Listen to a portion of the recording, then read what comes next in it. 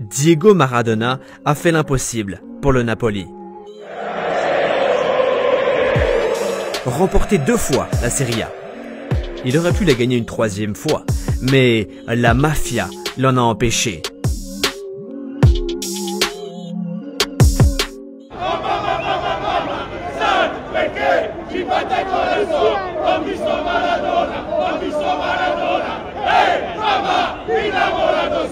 Diego Maradona était le Messi de Naples dans les années 80 lorsqu'il a rejoint le club. Et il en reste la plus grande légende aujourd'hui. Maradona a fait d'une équipe luttant pour le maintien un club membre à part entière de la course au titre, dans une grande bataille des pauvres contre les riches. Le Napoli a remporté les 2 seuls titres de son histoire avec Diego en 1987 et 1989 et aurait pu réussir un incroyable triplé en gagnant le Scudetto en 1988. Mais les choses ont pris une tournure catastrophique. Lors de la saison 1988, le Napoli avait dominé le championnat depuis le début. Et tandis qu'il ne restait que 5 matchs à jouer, les Napolitains avaient 4 points d'avance sur leur poursuivant du Milan AC. Naples a perdu 4 des 5 rencontres et Milan a gagné le titre grâce à un superbe comeback. Mais qu'est-il arrivé au Napoli cette saison-là? Eh bien, c'est la mafia napolitaine qui est arrivée. Il nostro obiettivo è un obiettivo, se volete, apparentemente idealistico, ma nella sostanza l'unico obiettivo realistico che ci si può opporre. Annientare la camorra, l''ndrangheta e la mafia. Non, ce n'est pas un cliché. La mafia contrôle effectivement tout en Italie aujourd'hui. Et aucune autre ville de province n'est autant sous son emprise que Naples. La première source d'argent de la camorra napolitaine est le Totonero, le marché noir du Paris. Lorsque le Napoli a remporté le Scudetto en 86-87, ils ont renversé les cotes, comme l'a fait Leicester City en remportant la Première Ligue plus récemment. So to give you some idea of just how big a deal this is, Leicester were famously given odds of 5,000 to 1 at the beginning of the season to win the Premier League.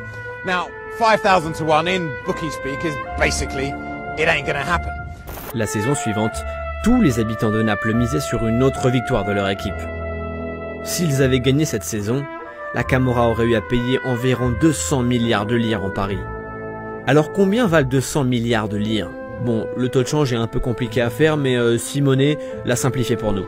Ils auraient fait faillite. En effet, Maradona et Naples avaient le pouvoir de faire ce qu'aucun politique n'a réussi à encore accomplir aujourd'hui. Mettre fin à la mafia napolitaine. Mais c'est tout l'inverse qui s'est produit. Il est impossible de prouver que la Camorra a acheté ses défaites.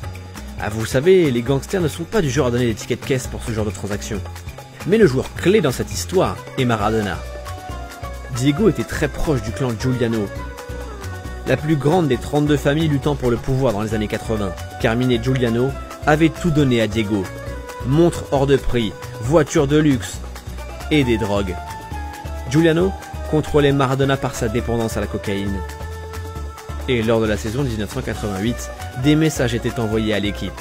La voiture de Maradona s'était faite écraser, tandis que la maison de Salvatore Bagni s'était faite cambrioler 2 fois. Lorsque vous faites le calcul, la véritable raison de la défaite du Napoli saute aux yeux. Mais les fans du Napoli n'y attachent pas une grande importance. Leur amour pour Maradona est plus fort que tout. Certains disent même que la défaite était logique et dans les règles, alors que ces rumeurs de la rue ne sont que des mythes pour atténuer la douleur. Mais lorsque le Napoli a remporté son 2e titre en 1989, un échange entre Diego et Ferleno, leur président, a été saisi par les caméras. Diego demandait à Ferleno comment il se sentait d'avoir à nouveau remporté le titre. C'est dommage que nous n'ayons pas gagné le championnat entre ces 2 titres. Mamma mia, vraiment? A répondu Diego. Mais président, nous avons laissé quelqu'un d'autre gagner. Sinon, cela serait devenu ennuyant.